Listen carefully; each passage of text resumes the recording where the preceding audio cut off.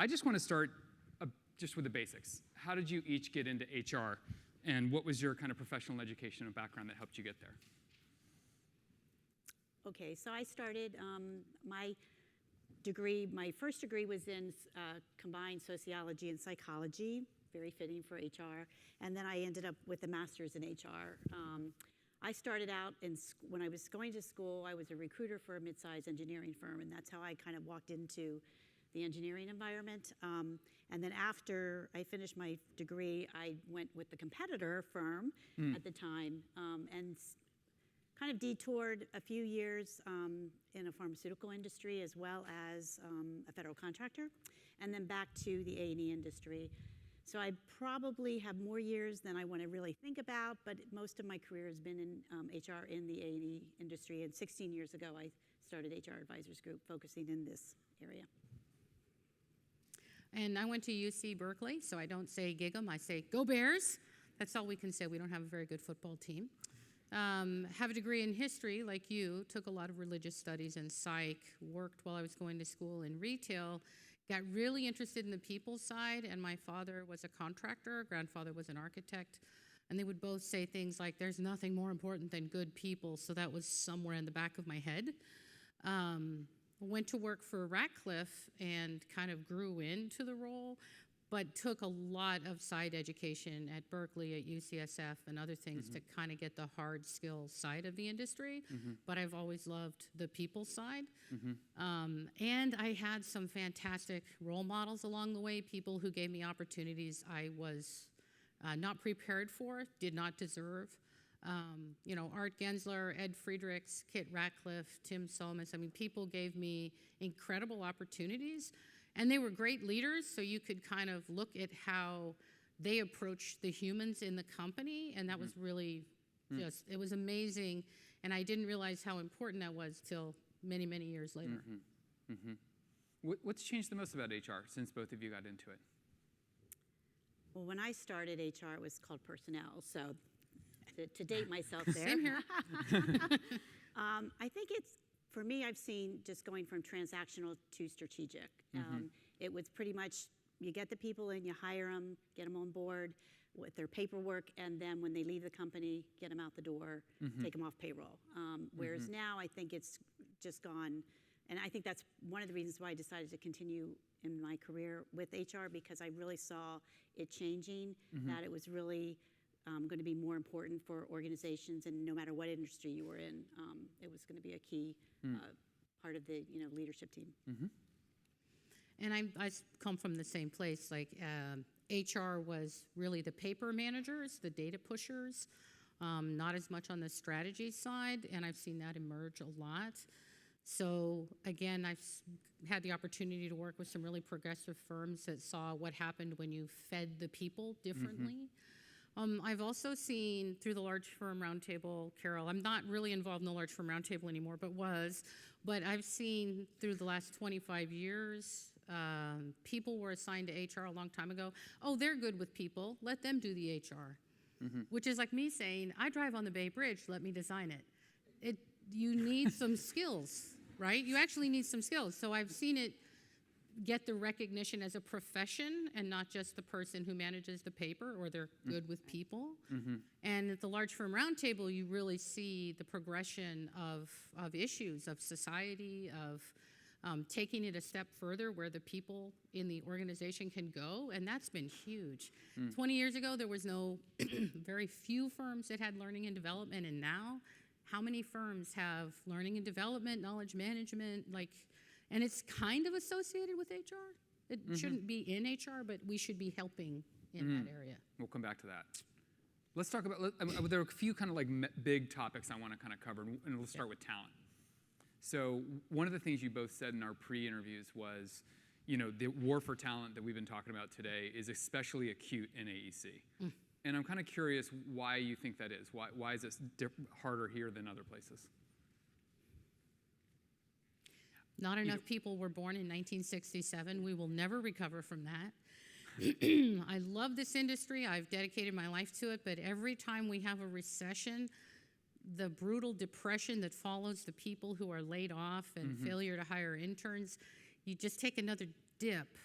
Like I was in a bookstore one day and somebody had really nice printing and I just said, "You an architect?" "Oh yeah, I was, but I would never go back to that." And I'm like, "You're in a Barnes and Noble."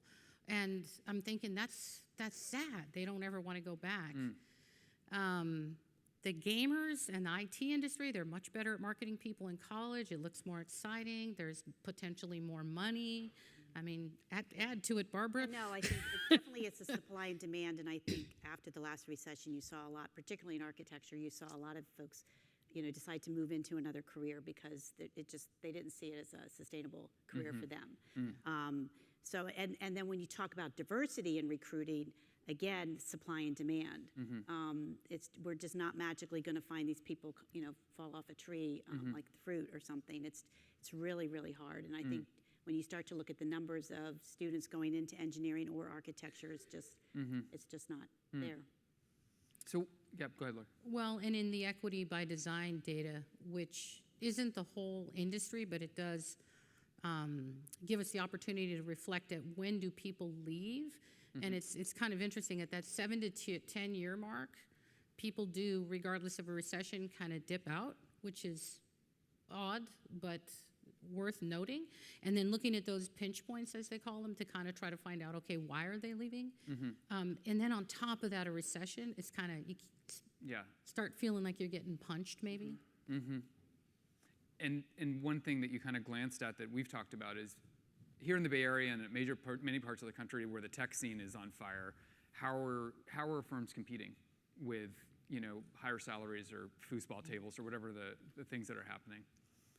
Google and WeWork are coming in and just, anybody in the Bay Area, you seeing this?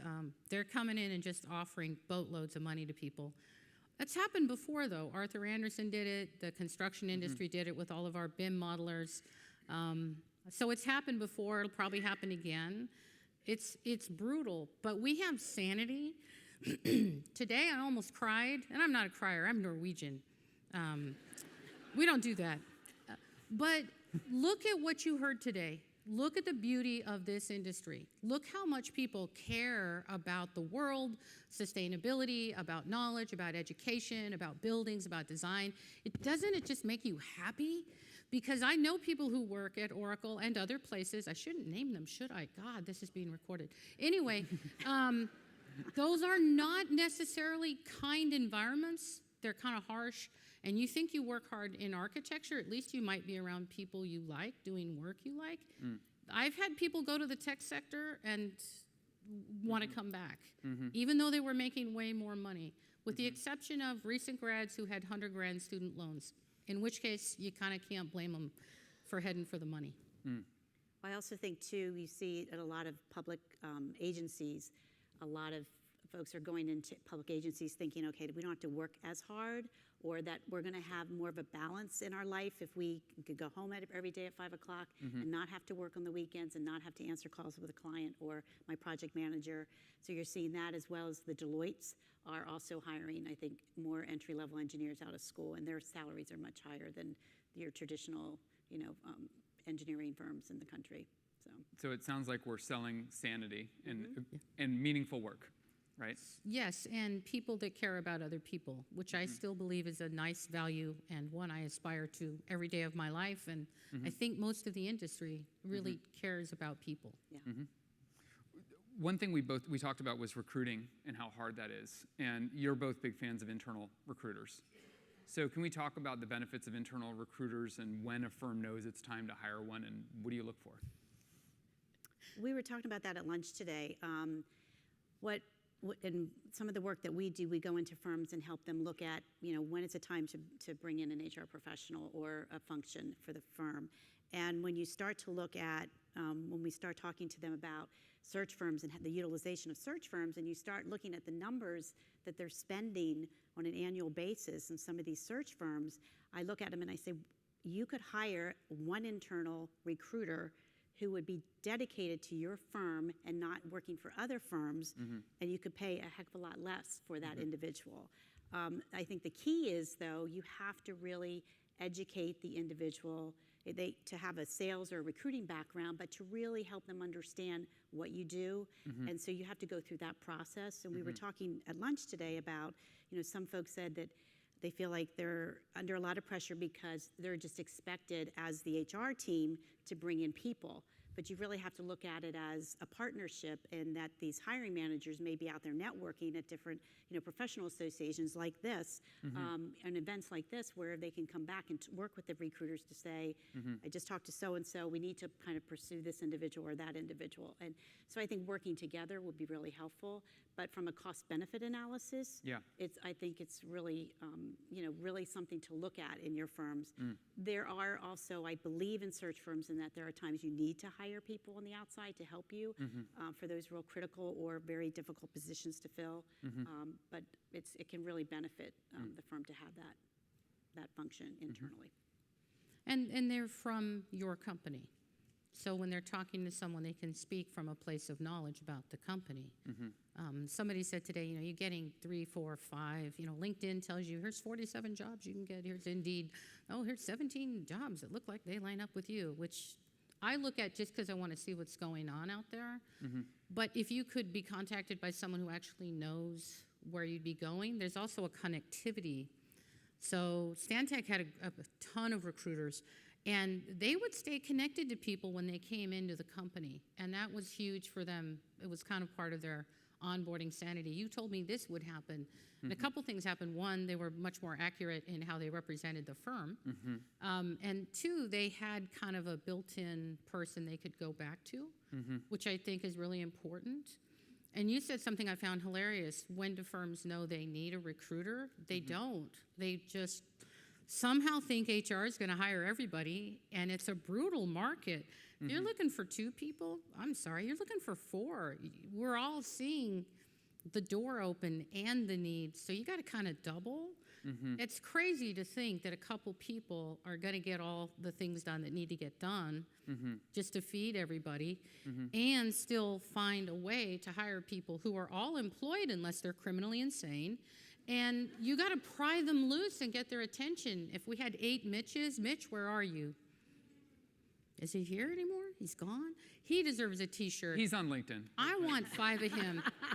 No, I want 5 of him because he's doing exactly what we should be doing. It's not written by the marketing department. It's written by us, right? That's huge. Having people that get out there and get that message out there, it's huge. You can't underplay that. So it's brutal out there. And I even bought LinkedIn Learning. He was upset about $60. LinkedIn Learning plus LinkedIn Recruiter is a bankroll of money, but it's worth it. I won't tell you how much it is. Fair enough. So the industry, as we all know, we've been through multiple of these cycles. And so internal recruiters, what happens when times get tougher?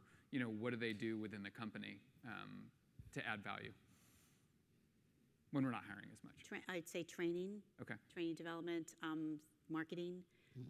Sometimes you've seen individuals go on a part-time basis, so it's not necessarily they don't have to go away, but they may not be able to keep them full-time, but you can help them develop into a different skill set. Individuals who are recruiters typically have skill sets that they might be able to go into other areas of HR. For instance, a lot of times after recession, you have a lot of employee relations issues, so having that skill set to be able to sit down and have conversations with managers and with employees to help them figure out what's going on. So it's kind of looking at another avenue. And I think there's somebody, I don't know, Allie, where are you? You're in here? Because you went from recruiting to training. Okay. There you are, yeah. So you're proof of that. Well, and recruiters are going to be natural talkers, front office people out there. They could teach, go to job fairs, run an internship program. I mean, I'm just adding depth to. If you can sell people to come into a company, you can sell other things as well. And if you helped bring them into the company, you should know enough about the company as a generalist to be able to play other roles. So just making sure they're not just recruiters or somebody says, this is all I do, this is all I'm going to do, which I've never heard. They have other roles they can play and be very successful at it. Right, that's great. I want to switch gears a little bit to talk about kind of what good looks like. So let's talk about the ideal kind of like HR team and the relationship with the business. Who do they report to? Kind of like when it works well, what does that look like? There's a hard skills side to HR, and the compliance side, there absolutely needs to be a lot of data transmitted very well. People need to be paid and insured and all those things. So Barb and I were talking about this. There is a hard skills side to HR, but there's also a strategic and soft skills side to it. And getting a team that can balance across that, because that isn't always the same person, it's pretty rare. And the judgment to know when is this a hard, fast rule, and when, in first break all the rules, it's great. When is this a gray area where I need to exercise some judgment and I don't need to follow a hard-ass set of rules? So getting people who can know to flex along that spectrum or to even talk about it, and that there's no perfect landing point on that spectrum. We would never all agree where that is, but to at least acknowledge it's not all willy-nilly and it's not all black and white. Yeah. It's a combination of both, and to recognize there's a lot of times what happens with some firms that they bring in an HR professional and it's their first time, they expect them to do everything. And as Laurie's mentioned, there's that what I would call the technical side of HR, and then there's the transactional piece, and then there's the strategic piece. So trying to combine all of that, and there are some people out there that are very good at doing all of that, but a lot of times it's hard to find. It's similar to looking for an architect or engineer to be able to do all the different tasks that they're responsible for. I think from a ideal situation, looking at a team that is really passionate about what they do and looking at their internal clients and working together. I use the word collaboration all the time with my team, and we talk about working together. HR can't do it all, and the hiring managers or just management, leadership, and staff, you really need to work together. And I think when that's happening, it can work beautifully. And I've seen it happen. It can work really well. It takes time, and it takes developing those relationships and educating each other on both sides and what your role is and the value you bring to the firm. And I think sometimes stuff can get put into HR that shouldn't be there. I think Carol spoke to this really well. Like, not everything belongs there. That is not the dumping ground for compliance or get the time card or whatever it is that week, the mandatory training, whatever it is. Because you start to build the impression that it's a small paramilitary force because people don't want to have conversations about conflict or tough discussions, and so, oh, here, HR will do it. You go do it. I made this big problem, but I want you to go handle it for me. There's a little bit of that sometimes, the conflict aversion. And then also, everybody should be recruiting. I mean, we should be helping provide tools, but it's about building a recruiting organization, which we should be helping in, rather than, this is you, it's your fault that we don't have who we need. It's like, wow, it's right behind curing world hunger. We don't have that kind of pull. We can work really hard, but I've worked at a couple firms that were so badly understaffed. I'm just pleased everybody got paid. And that was like a big achievement. Or high growth firms, so we were understaffed, and it was hard to catch up. And then eventually you get enough people, you can start being strategic again. When your core is on fire, your transactional and pay and everything is on fire, there isn't a whole lot of time to talk about strategy. You're just trying to keep the system going. Keep it going. I don't know, HR people, do you think that's true? Yeah. Nodding heads, yeah. So you both worked at multiple places with clients also. When you see HR kind of done really well versus not so much, when it's done really well, what does that look like? What's different about those firms, both at the HR team, but then also the business? Like, how does it interact with HR in a different way? I think they're just part of the business, and I think it's not separate that, oh, that's HR's job over there, or HR is doing that, or HR's goal is to get this done. It's, again, going back to collaboration, working together. It's the firm is successful, and the people in the firm are successful. HR is not in the back of the building. They're actually, in with the rest of the team, and I've seen that happen where they're right there in the middle of everything. The challenge always is, the confidentiality and having your computer up and there's something on the computer that employees may see, but it's, they're not on an isolated island, which I've seen that in many firms where they kind of look at that, HR and the accounting and IT, the back support, or and so that's not the case. So it's basically physically as well as just psychologically, HR is Integrated. just integrated in the team. Yeah. Yeah. Not Oz behind the curtain. Right, not Or you behind don't the want to go over there. Yeah. So, to Barbara's point, if you're actually integrated into the business and you're a business partner with the other people, and we all talk about not having silos and they start to happen, you have to do everything you can to keep breaking down the silos to show where here's a different point of view or here's a resource. So I think one of the roles of HR is, I'm not going to solve this problem for you, but I should certainly be able to coach you and identify the tools you might need to do this yourself, or go in and help build those skills, help be the champion for the employee. I know you're interested in this. Did you know about this conference? Where I am now, the HR team is very flush, which is great because it gives us time to recruit, go after the learning programs, look at social media. So it's like, oh my God, we can actually get deep into strategy now. We're not just backs against the wall trying to get things done. Yeah. And that's like a freaking dream come true. So Great. it is. It's like you don't realize how stressed you were until you're not. Yeah. Well, and I think the chaos, a lot of times what I hear from folks is that I'm just trying to put out fires every day, and you never get an opportunity to kind of look at tomorrow, what's happening tomorrow, what's going to happen next year. You're going after a new market service, and so how's that going to impact your current team, as well as how's that going to impact people that you need to bring into the firm? HR can work with the organization in helping them figure that out. But if they're constantly putting out fires, they're never able to get there. Yeah. And it's frustrating for everybody. I see it on both sides. Yeah. And you got to get out of your office. You got to go out and meet everybody. Yeah, one of the things you said in our pre-interview was about, your number one recommendation to HR folks that are new to AEs to learn the business. Yep.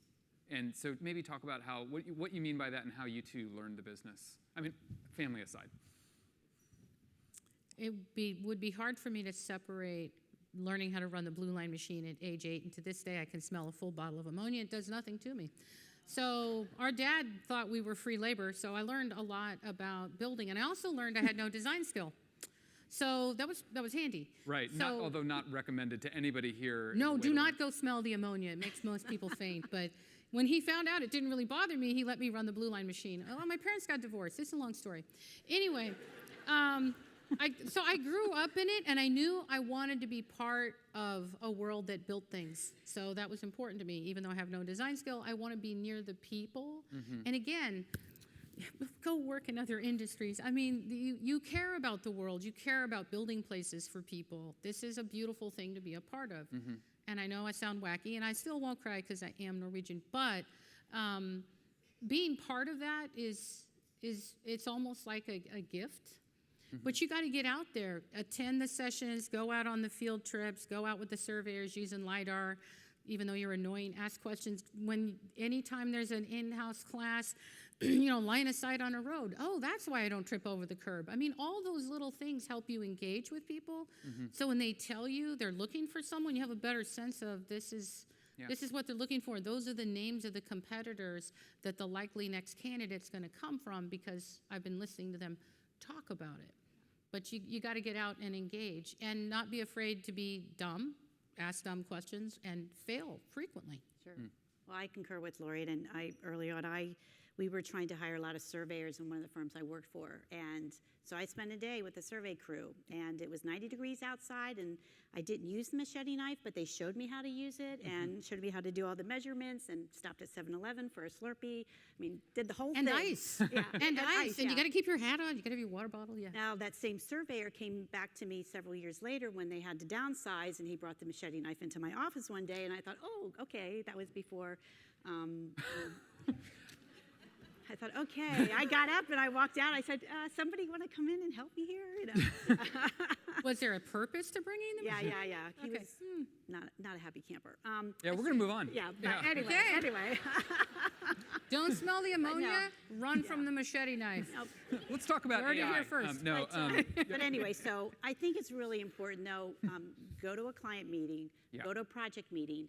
I went on I was involved in a campaign capture several years ago with MWH when I worked with them, and I spent a week with the proposal team watching them and working with them on trying to put together a proposal for this huge RFP that they were going after. was just amazed at the amount of work and the tension and the stress and the just the energy level that came out of them, and just sitting down with people and talking to them about what they do for the firm. It just really helps you, and it helps your credibility with the firm, and it builds that relationship along the way. Yeah, and you're both talking about building empathy for the folks, right? What they do, how they work, where they're stressed. Yeah.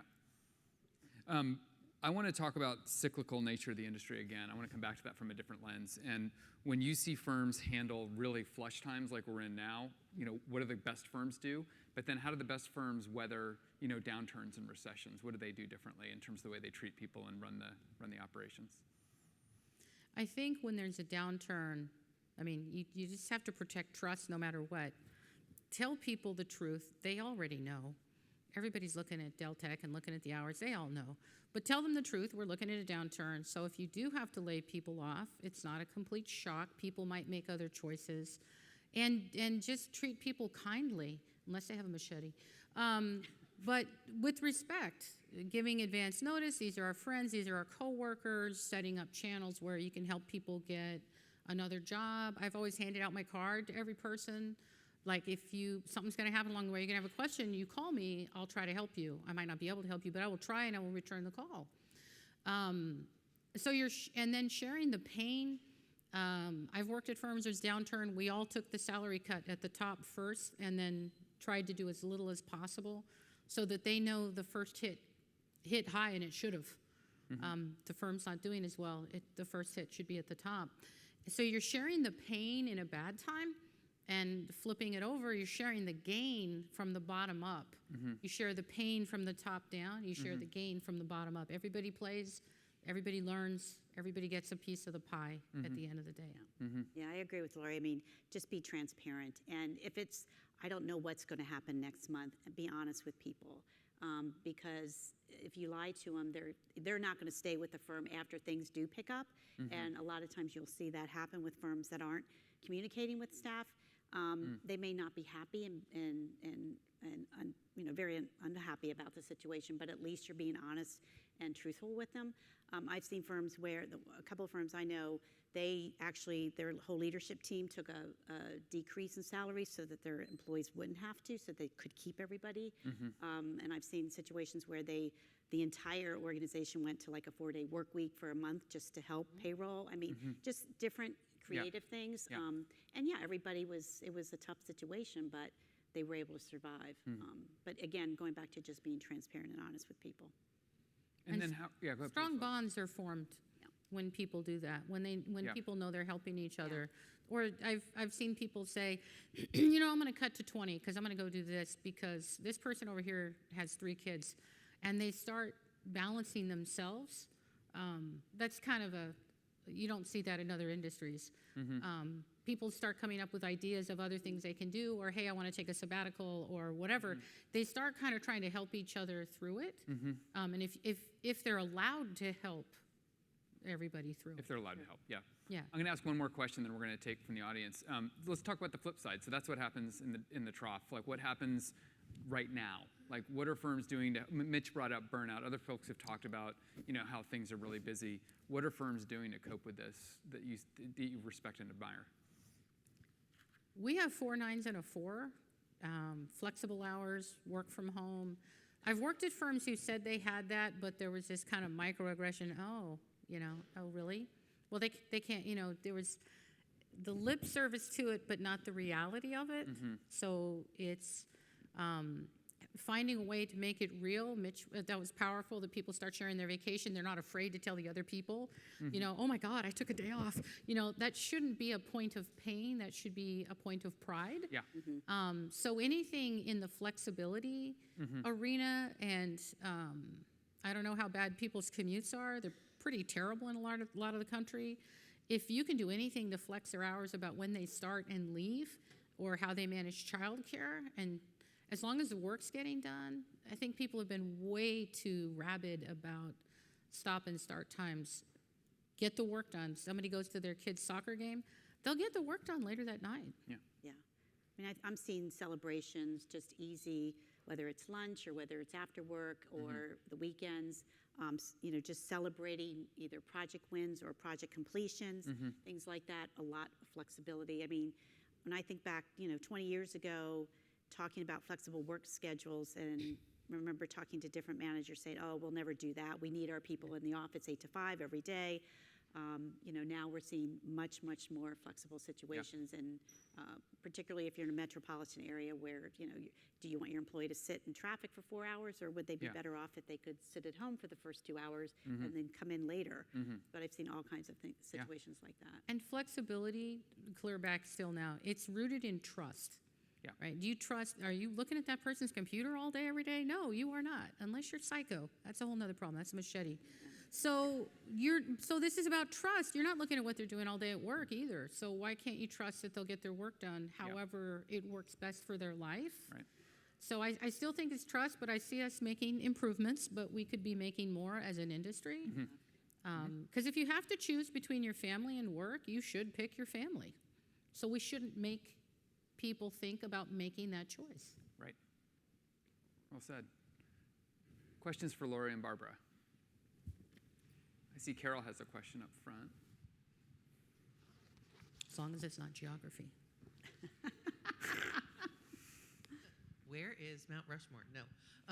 Can you talk a little bit about pay equity and what you've seen firms doing that you think is a great way to do it, or just some learning from that? I had a great life lesson on that about 3 weeks ago, where some of our younger staff were convinced that we weren't doing anything about that, and I just said, where's that coming from? And they said, well, it's all over the news. It's in the AIA. I went to Equity by Design, and I'm like, okay, that's good. That's true. What makes you think we're not looking at that? And then I realized, fail point. We weren't telling people. We're looking at that all the time. We're analyzing that all the time. So now we're being much more transparent on teams and saying, hey, we do look at this all the time. We get ulcers over it. But we weren't telling people we were doing it, so they were assuming we weren't. I think we need to be a lot more transparent in HR, stuff that used to be a little bit behind the curtain because you never talked about compensation, right? We need to be a little bit more in front of the curtain without attaching a dollar sign to it and saying, yeah, we are doing this work, and we care about it deeply. We could do better, all of us. So that was a major recent fail of mine, ours, because the work's done and people are wondering, what are they doing? And it's like, well, we're analyzing everything, pretty much all the time. Well, I see in our business, I've seen an increase since the economy's been really good. Compensation studies. Right now we probably have 4 going on, and firms want to look at how are we doing because they're struggling with obviously trying to bring people in or losing people to the external marketplace. Within that, we will point out to them, you need to really look at gender equity because we see some issues, and just treat that as looking at your overall compensation. If we really see a severe problem, we recommend that they talk to an employment attorney because there are employment attorneys out there that will actually do a much more different type of analysis than we do. Because they pretty much put their stamp on after they complete it. So we've seen that a couple of times, but compensation has definitely been a big issue in the last 2 years, I've noticed. Steve? So Laurie, earlier you made a comment about separating out talent development from HR, and then you've talked about recruiters. Where do these roles sit? Can you elaborate on why you would make that separation? And then where does the recruiter sit in the whole scheme of things? Well, I'm going to give you an opinion. That doesn't mean it works for everybody. So best system I've seen, recruiting has to have that as their first bucket, because if they get pulled into the core, they won't get over there to get the recruiting done. It has to be the first thing in their bucket. And the core services cannot fail. They're running the business. They're core things that have to be done in HR, or you're not going to be in business very easily. And then the learning, that has to be the first thing in your bucket, because otherwise you're going to get sucked into recruiting and you're going to get sucked into the stuff that's on fire. So you're part of a system, but you've got this is your priority lane, and if you run out of things to do in that priority lane, we've got other things for you. but just making sure that they're separated enough and that not every class is an HR mandate. Like I think Carol was speaking to this. A lot of equity, diversity, and inclusion, it shouldn't be an HR mandate. In fact, it will probably just flat out fail. How many of you are architects and engineers? How much of you love to be told a class is mandatory? I mean, it's horrifying because you're pitting people against each other. Whereas if it's a more grassroots effort and people help build it, then they're part of it and it will sustain itself. So that might have been a kind of convoluted answer. So you're in a system, but you can't all be in the system doing the same priorities at the same time. So Laurie, so L&D could be part of HR. It could be. Yeah. Oh, yeah. I mean, It is in our firm. I've been in firms where it was outside, and I've been in firms where it's inside. I like it inside because I love that piece of the work. yeah, and what I've seen, it works well in both situations, but it depends on the culture of the firm. And that's what I tell clients. It's important to have the function, no matter where it sits. Right. And whether it's just you're doing lunch and learns, that's at least some type of development, at least from a training perspective.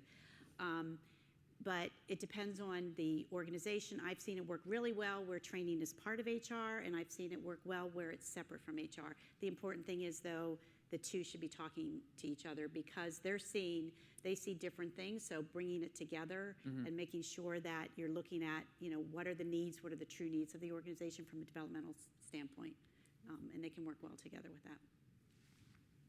Great. Chris? Yeah. Okay, yeah. So we've taken a couple engagement surveys and we've scored poorly in how we deal with poor performance. So it says the question's usually, is your company good at dealing with poor performance? And usually we score very low. So I was just curious, what do you guys think best in class companies look like for dealing with poor performance? Do they share it broadly so people know that we're dealing with it well? Or what do you guys see as the best in class? The word accountability, just start using that word a lot in your firm and start acting on that. I think what happens is when you don't deal with, and trust me, I've seen this over the years. I mean, human nature is your conflict adverse. People don't want to have to sit down and have the tough conversations with people. And then if you don't necessarily like to have a conversation with a person, whether it's positive or negative, it's even more difficult. So just trying to help people understand the impact of not dealing with that issue, how it's impacting the rest of the organization. You have one individual on the team that's not doing their job and everybody else is working really hard, and they watch over and over again that person just get the same, whether it's an increase, and by the way, they all know what they make, or that management doesn't deal with it. So management starts to lose the respect for management as a result. So work with them, trying to help train managers or train individuals on how to have conversation. It's really just starting to have a conversation with people and just continue and be consistent over and over again. Because if you don't, it's going to hurt you long term. And I would, I don't remember where I read this, but the L&D people might know this. 80% of poor performance is actually a lack of training or lack of experience, and people are just terrified at the very notion of saying those words out loud. So a couple tricks I've tried is saying, I know you probably know this, but we're going to go back to ground zero, and we're going to come all the way back up again. And I have been personally shocked and statistically shocked at how quickly people suddenly recovered and became a better performer. And I think it was Jim, one of you guys mentioned the Ken Blanchard model. You start off like, oh, I can do this. I did it in college. Well, then reality hits and like, oh, shit, this is hard. Fear never makes you smart. Fear kind of empties out your frontal lobe, and that's usually where poor performance is occurring, which is why the coaching part is so huge, because you can coach somebody out of that. I mean, I'm simplifying like millions of hours of information, but if you look at problems in that context, a lot of them can be solved. A lot of them could be fixed. And then there's like the screamers and the yellers and the behavior problems, which, bye-bye. So. Well, and what we're seeing and what we'll do a lot of times working when we do some training for firms is to develop the peer coaching, so that what happens is, okay, Joe, you're not dealing with Lisa over here. we really need to deal with this issue. So they're sitting in a room talking about how to deal with situations, and they're giving each other feedback and providing them input on how they could, so they actually are helping each other, which is actually can work beautifully. But again, it's just trying to get them to sit down and just have a conversation and get out of their comfort zone, because it's not easy. I would also be wealthy, because I've had this, because I'll say to people, well, did you tell them? Well, of course I told them. So what did you say? Well, I told them. Well, but tell me exactly what you said. Well, they know. And I said, okay, but then how do they know? And you keep pushing, right? Well, they have to know. And I said, but you're not giving me anything. Like, did you ever tell them? Well, maybe I didn't, you know. And so they never really told the person what was missing or what good looks like. So this conflict aversion, and then all of a sudden you get emotional, you have a bad day, something didn't turn out well, and you want to take somebody's neck out, when it actually is, they didn't understand and nobody told them and gave them a chance to recover. Yeah. So.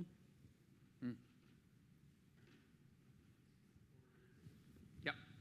It's more of a question about overall structure of the organization, but we've seen, at least at the firm that I'm at, we've been hiring a lot of strategic hires, or folks that would traditionally be seen outside of the core project team, whether that be with specific design skills or even just more support functions like a knowledge manager or something to that effect. How do you see, or do you have any observations of how you embed those folks in the organization? We make everybody go through the same onboarding. It might be modified a little bit, and people say, well, you know, I'm a planner, I'm a designer, I don't need BIM. And like, nah, we kind of try to put everybody through the same pattern, so at least they get relationships, or hey, that's a nice person. If I ever had a problem, I'd go back to them. And they can kind of get a better sense of what all the resources are in the company. Even if you're not going to use that resource awareness is, I think, really important. Because within about 30 days, there's a study out there for this too, but within about 30 days, people are thinking, am I going to stay? Am I going to stay? And by 90 days, if they're having a bad experience, they're done. They'll stay to the end of the year, but they're going to exit. So onboarding everybody is also part of connecting them and embedding them with others and giving them communities that they can exist in. Earlier, the communities of practice, that was really compelling, because you couldn't see where someone couldn't find somewhere to belong to, a little tribe within the organization. That's compelling. I would say, I would agree with Laurie, and have the individuals attend meetings with the different departments, whether it's a project meeting or whether it's a team lead meeting. If there's an opportunity, they can go to a client site with them, just kind of onboard them, you know, more that's similar to what you would do in a typical onboarding situation, but spend a lot of time with the different groups, the different departments, almost like, you know, maybe once a week they're meeting with somebody differently and really trying to get to know the individual departments or divisions of the organization. And everybody needs a buddy. Yeah. I don't care how strategic you are. You when you come into an organization, somebody's got to kind of be that go-to person for you that helps you figure things out, that helps you along. Because they know what they're doing. They're senior. They don't need anybody. Actually, everybody needs somebody. Does anybody do any onboarding where they bring people together when you have multiple locations, and maybe once every quarter or once every month? Does anybody do that? Yeah. Go ahead. Because that can be really effective too. They get to, you know, you get to meet people from the different groups. Like a cohort of some sort. We In send the back. people to multiple offices. Yep. Hi, John Wanberg, MWH, now part of Stantec. I do not have a machete with me. Thank you. Yes, of course. I was wondering if you talked a lot about HR having a really strategic function and how that's sort of the highest and best use. What are some of the typical situations that companies miss when it comes to incorporating HR in a strategic fashion? They don't invite them to the table. They don't invite them to the strategic planning meeting, workshop, retreat. They're kind of like an afterthought. I think that's where, again, the organization may not see the value that they bring, so there's a disconnect with what, you know, the leadership and what HR is doing. So I think that's really important to try to bridge that gap and figure out what's going on, because I think there is value that HR can bring, and it's one of those things where we're all different. We all bring different things to the table. It's just HR has and I do know some engineers and architects that actually moved into HR, but that's very unusual. But just trying to figure out, what are we missing here? We're all saying the same thing. We all agree with each other. We need diversity in how we think, and that's where somebody like, in HR or in development, whatever, marketing, bringing different people to the table can bring a different but better solution. And shifting roles or shifting teams. I've seen people really struggle with a team, go to a different team and thrive. And because people just think, well, that's it, they're done. They can't do it. And shifting the environment enough that they get the right fit, it can be huge. Because if you think of the 3 best people you've ever worked with, and imagine everybody was that good, and the 3 people who are driving you nuts right now, and they were gone. I mean, what could be more important than the people and the fit and their connection to what they're doing? I mean, because if you've ever been in a high-performing team environment, it's really, really powerful. It's like a drug. And then that's where HR can help you think about things differently, to reposition people, maybe even create a new role for someone, and they're stellar at it. Just kind of looking at all the possibilities instead of you're in or you're out. And another good example would be for mergers and acquisitions. A lot of times HR is brought in after the decision's been made. At least what I'm seeing now is that HR is being involved in the beginning, actually involved in interviewing the other firm and talking to the principals of the leadership team to get a sense of if it's going to be a good culture fit. Yeah. So that, I think, is a positive thing. The other issue may be, though, you may not have the right person leading HR that can help you strategically. And I've seen that where you're frustrated, and because you've got an individual at HR, yet they're very transactional, or they're reacting all the time. They're not necessarily being proactive, and it may not necessarily be their fault. It's just that is the way the firm has worked, and that's their role has been this, and it's very different. So now all of a sudden you want them to be strategic, but they may not necessarily have that skill set either. So. Rob Deemer from AKF. Follow-up basically to that same idea. I think I heard you say that transactional is the stuff that you focus on when the proverbial shit hits the fan. You don't have time to do the strategic. If a firm traditionally undervalues HR, then typically they're not well staffed, and therefore there is never enough time to get to the strategic, and you only ever have the time and the resources to work on the transactional. So the question, any guidance, any ideas or thoughts on how to, kind of jumpstart that or change that thinking in the leadership to recognize the need to make a bigger investment in HR so that there is the capacity to provide that strategic point of view? Well, it might be a long-term investment that you're going to be making. You may see that if you hire somebody or you need somebody strategically, you may need more resources, and which means, particularly at the higher level, it's going to cost you more money. So you may need to recognize that you may not get the return on your investment for a few years. So if you can start thinking that way and recognizing that we need to shift, we're losing people, or we want to keep the people we have and we need to develop them, we need to make sure that we're keeping them engaged, because if we don't, we're not going to have them, therefore we're not going to be able to do the work, therefore we're going to lose our clients. So if you look at it as an investment, and then look at your transactional with automation today, there's a lot of things that can be automated, plus it's one of those things, we talk to firms where I have a woman on my team that loves to do affirmative action plans, thank goodness, because I can't ever imagine doing them. But we talk to firms that they do them, and that's something that they spend a lot of time and energy on doing an affirmative action plan internally, yet it might be better to outsource that so that you can give that individual some other responsibilities that they can focus on. You're losing people. Let's figure out what's happening, do some focus groups, and figure out some recommendations on how we can change this. So it's just shifting the responsibilities around and looking at what you're doing internally versus externally, and just looking at a long-term investment, and maybe you need to bring in a different skill set to help you. And I, 3 thoughts. 1, talk to firms who you think have a stellar HR, and have your top leaders talk to those top leaders, like what is that difference, what is that gap? 2, do the Gallup survey or Kelleher, did I say that right? Anyway, do an internal survey and see, can we influence any of those things if we were more strategic with HR? And then if you have a retention problem, which most people do, the business case is if you can plug the hole, you won't need to recruit so many people. But having everybody go through a hamster wheel and just spitting out hamsters out the side, a famous reference from 2010, there's a business case for having more strategic human resources, because you should be able to retain more, you should be able to attract more, you should be able to teach more and develop and have career pathing for people. So those things should make a huge business case.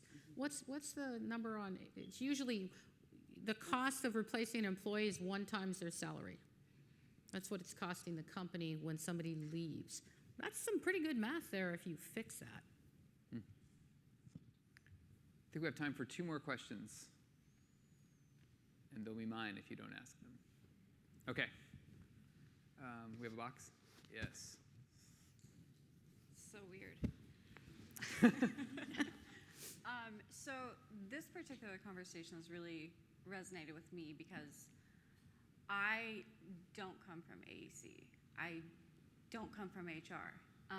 Yet I'm here, and that's because I interviewed at my firm for a completely different position, and they decided that I had a skill set that they could use, and that was, we're opening another firm in Phoenix, and my firm's in Tucson, and we have to staff at about 10 to 15 people in hopefully the next year. So with the climate we're in, it's kind of insane, but I love it because it requires strategic thinking. So for me, I'm dealing with managing a fear within my leadership team of bringing people on because they're sort of scarred from the recession. There's just this inherent hesitation of that person's been in a lot of jobs, we're not sure if they're going to stay, or relocating someone's a high risk, or I don't know. We try to be internally fair on competition pay, but yet the salaries that we're talking with people to bring them on board are just well above that line. So I've come from a perspective of I'm looking at it strategically, and I'm trying to coach them on the fact that we're kind of in a different conversation than we've ever been in. So yes, it's a fair point, but that's not the conversation we're having. And so I deal with some very nice and very humble and very, very good and talented people in what they do, but yet it's just, I don't know if it's my operational strategic side, but I kind of struggle with that back and forth on sort of up coaching, if you will. PTSD. No, I mean, some people still are, that last recession was so brutal. Yeah. I think it's left permanent scars on people. So you have a strategic role. What if you go to the marketing department and wrote a whole business plan, and they helped you write the business plan as part of a workshop? Carol will give you pointers. And then you look at what's the potential income you could get from that business plan. And it's going to be painful, and it's not going to happen overnight. It's not going to happen by Tuesday, right? But so this is the long term.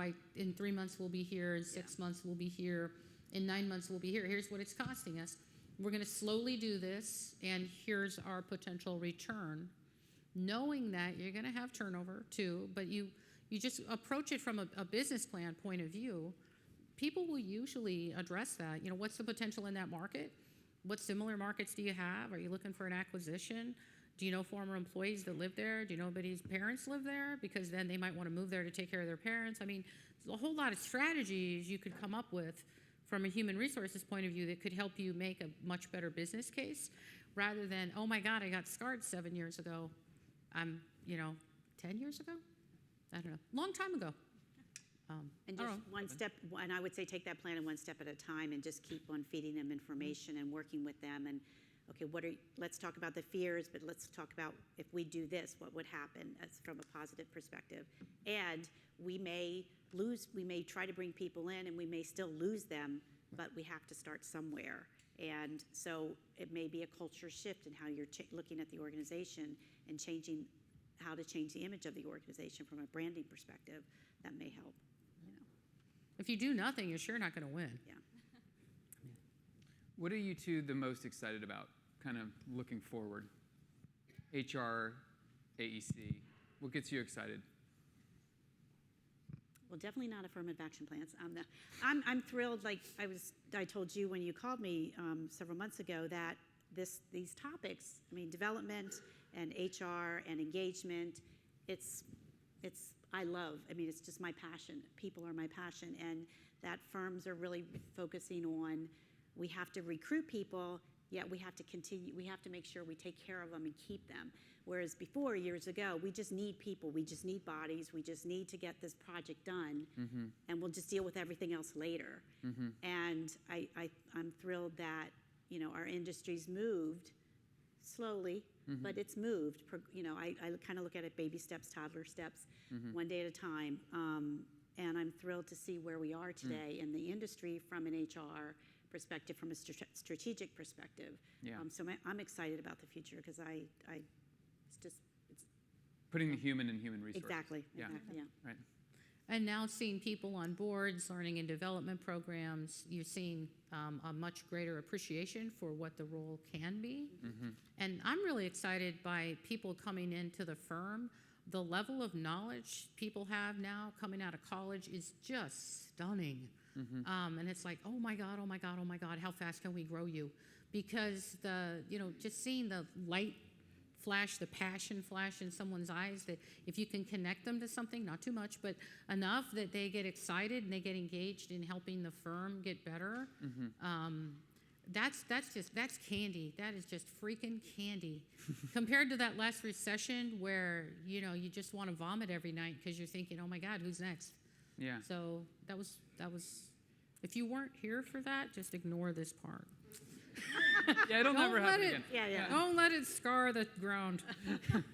Barbara and Laurie, thank you so much for sharing your time with us. Thank you, Chris.